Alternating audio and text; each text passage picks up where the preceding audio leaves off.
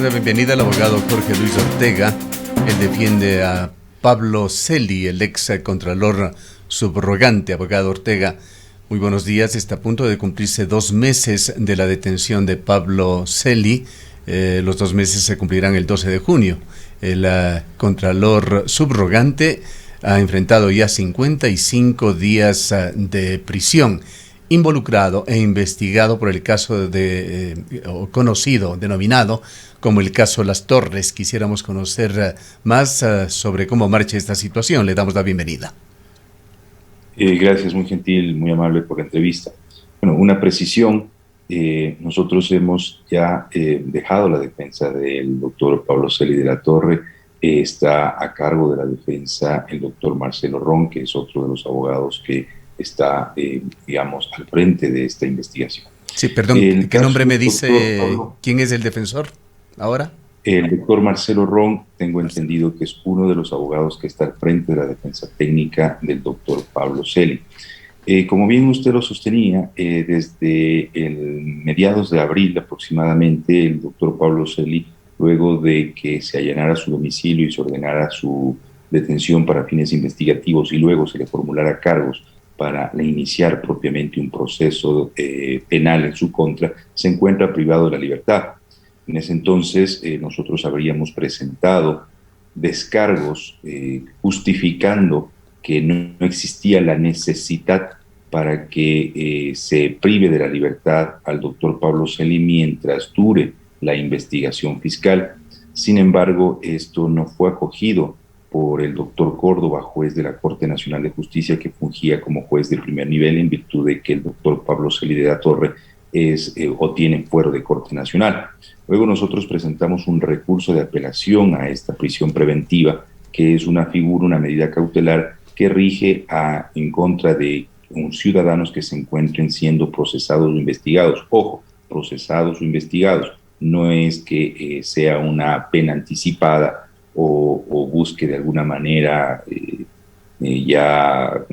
dar a la ciudadanía una idea de que tenga cierta participación o responsabilidad en el proceso que se investiga. Simplemente que, a decir de los jueces, se requiere que este ciudadano esté privado de la libertad mientras dure el proceso. Y eso ocasionó que uno de los procesados incluso pierda la vida, se tome la decisión de suicidarse, que eso es la versión, digamos, oficial que se ha dado a la familia y a la defensa técnica del señor José Augusto Briones. Como ustedes bien entenderán, que también es uno de los coprocesados que fue privado de la libertad dentro de este proceso. También se ha vinculado a otras personas la instrucción fiscal, es decir, esta etapa de investigación dura aproximadamente 90 días, más 30 días de instrucción para aquellas personas que han sido, digamos, vinculadas a esta investigación. Luego, la Fiscalía General del Estado, en el transcurso de esta investigación, ha aperturado 2 procesos más en contra del doctor Pablo Celi de la Torre. Uno tiene que ver con las declaraciones o la versión que rindiera la señora Cumandá Guevara, que es viceprefecta de Pastaza, y otra, una versión que rindiera un ciudadano que fue o fungió como gerente de un proyecto hídrico en la ciudad de Riobamba. Son investigaciones que se han aperturado, son raíz o consecuencia de la investigación que lleva al frente la Fiscalía General del Estado. En ese orden de ideas, una vez que concluya esta etapa de instrucción fiscal dentro de este proceso, el denominado caso Las Torres, la fiscal tiene 2 posibilidades: emitir un dictamen abstentivo a favor del doctor Celi o de otros coprocesados, o un dictamen acusatorio. Con este dictamen acusatorio, las defensas buscarán presentar ciertos argumentos de descargo en contra de este dictamen para que sea el juez Córdoba el que o considere llamar a juicio o sobresea. De este sobreseimiento, la Fiscalía General del Estado podrá presentar también un recurso de apelación, y pues si no, pasarán a la etapa de juicio, en la que pues los testigos desfilarán y presencialmente o frente al tribunal que funja de tribunal juzgador se evacuarán las pruebas que estime conveniente la Fiscalía y las defensas técnicas del doctor Celi y de los otros coprocesados para desvirtuar cualquier tipo de participación en estos hechos. Aclárenos, doctor Ortega, si es que las acusaciones en contra del contralor subrogante, excontralor ahora, están centradas particularmente en el desvanecimiento de glosas. Se señaló que en el caso de Las Torres se exigían sobornos a contratistas a cambio de pago de planillas atrasadas y el desvanecimiento de glosas.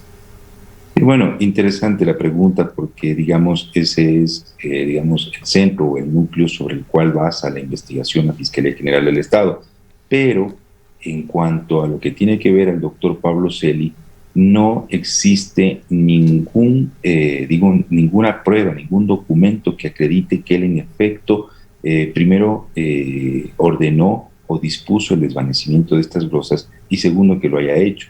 Recuerden ustedes que en el caso que nos compete, el caso Las Torres, da cuenta del desvanecimiento de glosas en contra de la compañía No Limit y esta suscripción de estas dos resoluciones, porque son dos resoluciones las que se emiten, son suscritas por el subcontralor, por dos subcontralores, porque al momento incluso de la suscripción de una de las resoluciones que dan cuenta del desvanecimiento de estas glosas a favor de la empresa No Limit, el doctor Pablo Celi se encontraba en comisión de servicios en el exterior. Entonces, y la Fiscalía, al presentar su caso ante el doctor Córdoba, manifestó que de manera verbal le habría indicado el señor Contralor al señor subcontralor Núñez, que es que es uno de los que suscribe estas glosas, que la desvanezca. Pero eso no tiene cierta consistencia, en virtud de que para que una glosa sea desvanecida o exista la emisión de una resolución que dé cuenta con el desvanecimiento de una glosa, tiene que pasar un proceso interno y no solamente de un funcionario, sino de varios funcionarios de la Contraloría General del Estado. Digamos, bajo esta lógica fiscal, desde la persona que recibe el documento de descargo de estas glosas en la ventanilla de la Contraloría ya sería también parte o responsable de este ilícito, y no es así. Existe una fase de predeterminación en la que actúan varios funcionarios de la Fiscalía General del Estado, piden documentos de descargo a las empresas a las que eventualmente tienen alguna multa para que se emita una glosa a favor del Estado ecuatoriano, y estas se descargan. Y para que la ciudadanía un poco entienda esto de las glosas, es una compañía, digamos, cualquier compañía que contrate con el Estado y, digamos, se tenga que cumplir en un cierto periodo de tiempo, es decir, pavimentar una calle hasta el 15 de cada mes, y resulta que no lo pudo hacer sino hasta el 30 del siguiente mes. Entonces ahí se genera una multa, y esta multa luego pues genera una glosa en contra de la compañía que tenga que cubrirla. Pero si la compañía se descarga diciendo, bueno, hubo un invierno, hubo una manifestación, los equipos no estuvieron funcionando a la perfección, etcétera, entonces eso hace que la multa se elimine o pues se desvanezcan estas glosas. No es que al Estado ecuatoriano se le ha sacado de su bolsillo o del erario nacional alguna cantidad de dinero, sino que es este producto de estas glosas, o este dinero, es, digamos, una suerte de que en el futuro quizás pueda, siempre y cuando no sea desvanecido o no sea justificado por parte de las empresas que han sido glosadas. Entonces, un poco este es el contexto del proceso, y eso es lo que la Fiscalía General del Estado tendrá que investigar. Sí, si justamente, doctor Ortega, muy buenos días.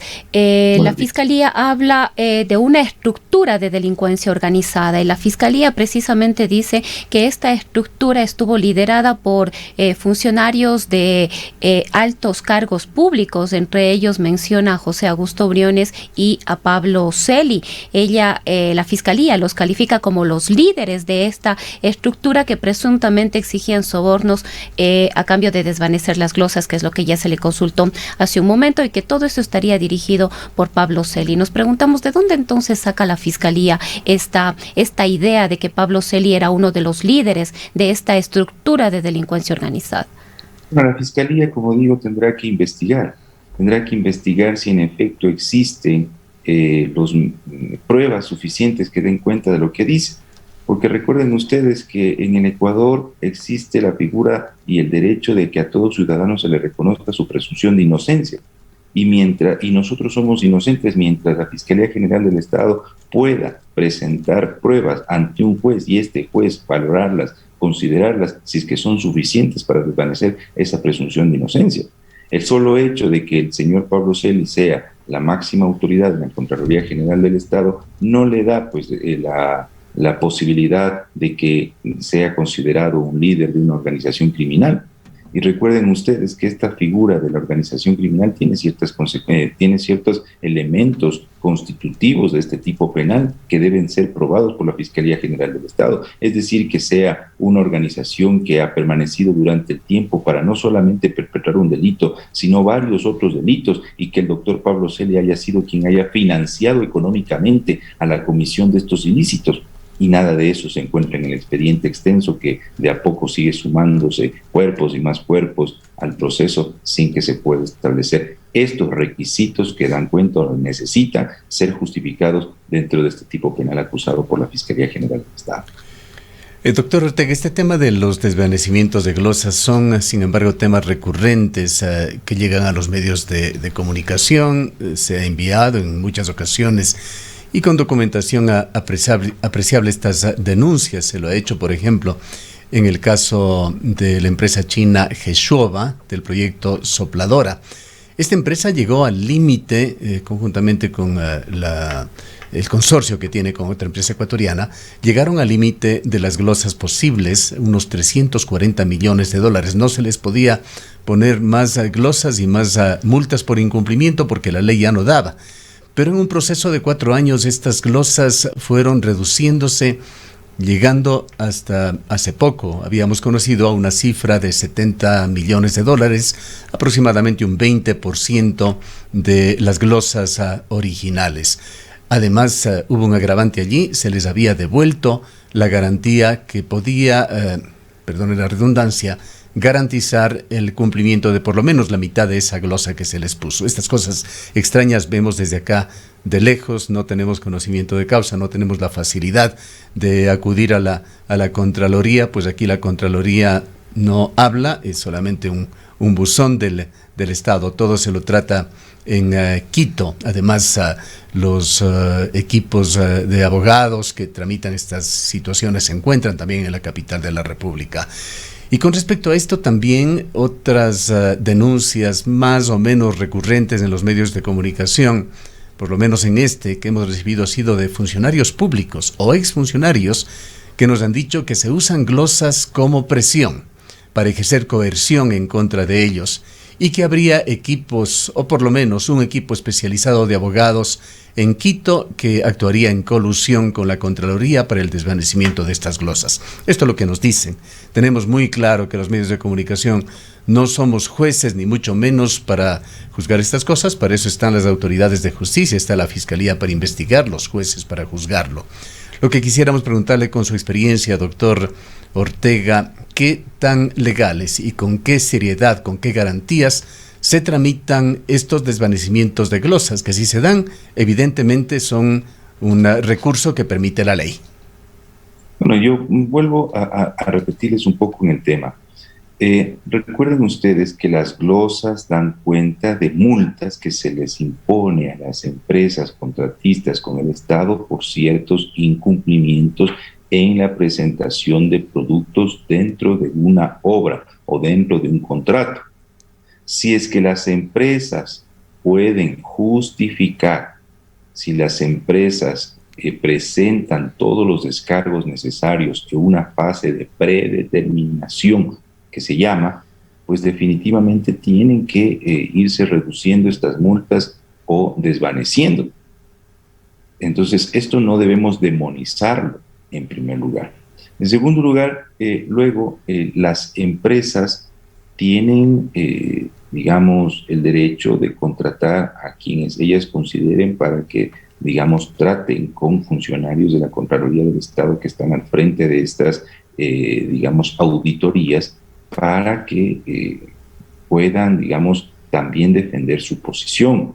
Y luego los funcionarios de la Contraloría General del Estado no es que sea uno solo o dos o tres, son varios, más de media docena, una decena de funcionarios que, de acuerdo a su cargo y función, van estudiando y van, digamos, confirmando si es que amerita o no desvanecer o confirmar una glosa en contra de una empresa contratista. Es decir, hay varios filtros dentro de la propia Contraloría General del Estado. Entonces, ahora, claro, yo también considero, sí, estimado, que se debe reformar la ley de contratación pública, porque la ley de contratación pública actual permite o es permisiva a que se maneje de manera irregular la contratación en este país. Y esto yo lo he venido mencionando en varios otros medios de comunicación. No solamente hay leyes que hay que cumplirlas, respetarlas, pero también hay leyes que debemos nosotros o los asambleístas analizar si es que verdaderamente están siendo mecanismos o vías para la corrupción. Y ahí sí debemos, digamos, derogarlas o combatir desde ese punto de vista cualquier ley que permita o sea permisiva, digamos, a generar o permitir actos de corrupción. Entre estas, esta ley. Esta ley tiene muchos vacíos, esta ley de contratación pública que, digamos, debería reformarse. Y también la ley de la Contraloría, digamos, debería adaptarse a las circunstancias o a las condiciones que se van generando en el mercado o en la contratación pública en el país. Porque también debemos pensar desde el otro lado. ¿Qué contratista va a querer invertir en el país o qué contratista va a querer participar en una construcción, valga la redundancia, de una obra en el país, si es que está siendo amenazado, amedrentado, porque por cada cuestión o cada gestión que él haga se le va a glosar, se le va a multar, y esto sea parte de esta suerte de extorsión de otros, de algunos funcionarios, no de todos, de ciertos otros entidades, porque recuerde usted que también las municipalidades tienen funcionarios que se encargan de verificar y auditar las contrataciones de estas empresas que están llevando a cabo ciertas obras en los organismos seccionales, y sea esta la suerte o la forma de extorsionarlos o amenazarlos para, pues, obtener réditos económicos ilegítimos, ilegales. Entonces, todo eso nosotros tendremos también que exigir como ciudadanos, de que la propia Contraloría, los propios, digamos, entidades seccionales y la propia ley de contratación pública sea también, digamos, evaluada con esta nueva Asamblea Nacional que se acaba de estrenar. Hay algunas corrientes que se ventilan en Ecuador, lo hemos visto en algunos reportajes periodísticos, en comentarios periodísticos, pero sobre todo en las redes sociales. Se habla de una especie de voracidad de los medios de comunicación y también de esos otros digamos, centros de opinión paralelos a los medios de comunicación formales, como son las redes sociales. Todo el mundo, de alguna manera, es periodista en las redes sociales, en el sentido de que se hace en Ecuador, podría ser una corriente universal incluso, escarnio de los acusados, presionando a través de los medios de comunicación y las redes sociales a la fiscalía, a los jueces para ir en contra de las personas que se encuentran acusadas, intentando influir en el debido proceso. Aquí en Ecuador tenemos una fiscal, Diana Salazar, sin duda, con mucho prestigio, con mucho apoyo, pero también se vierten en las redes sociales acusaciones o insinuaciones de que la fiscal actúa con discrecionalidad, abusando de las medidas cautelares, particularmente de la prisión preventiva. ¿Qué opina usted a través de su práctica sobre estos comentarios? Bueno, yo creería que primero la publicidad de los procesos debe ser amplia, debe llegar a todos los rincones del país, pero la mediatización, que es ya la utilización de los medios de comunicación para desprestigiar, para cuestionar a aquellas personas que se encuentran siendo procesadas, ojo, investigadas bajo la presunción de inocencia, es gravísimo. La información que se otorga o se entrega a los ciudadanos a través de los medios de comunicación debe ser una información contrastada, verificada. La opinión es otra cosa, cualquiera puede opinar de un tema, pero si vamos a hablar desde que los medios de comunicación tienen la obligación de informar, esa información tiene que ser verificada, contrastada.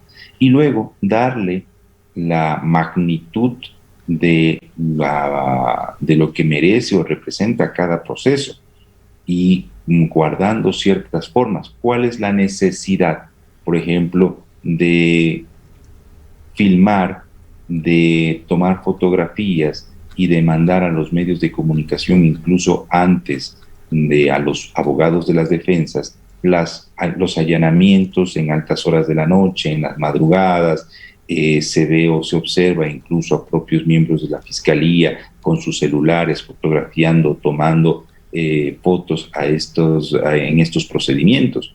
Yo creo que eso es alimentar el morbo, eso es alimentar a la ciudadanía esa sed de sangre, esa sed de venganza y polarizar la opinión pública.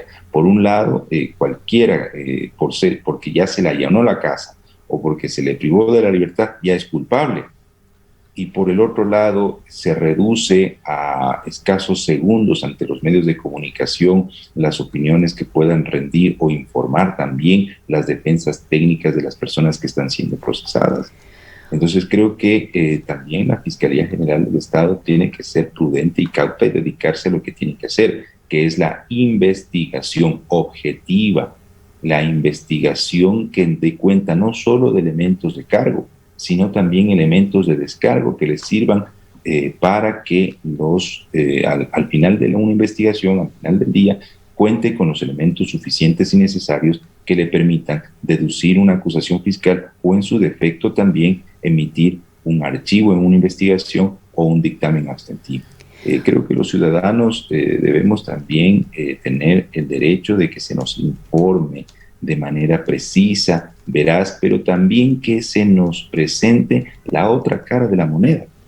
Es decir, también elementos, que se informe sobre los elementos de descargo, porque aquí solamente se escucha fiscal emitió dictamen abstentivo en favor de una persona que tenía varios procesos, o juez revocó la orden de prisión, pero no lo dicen por qué.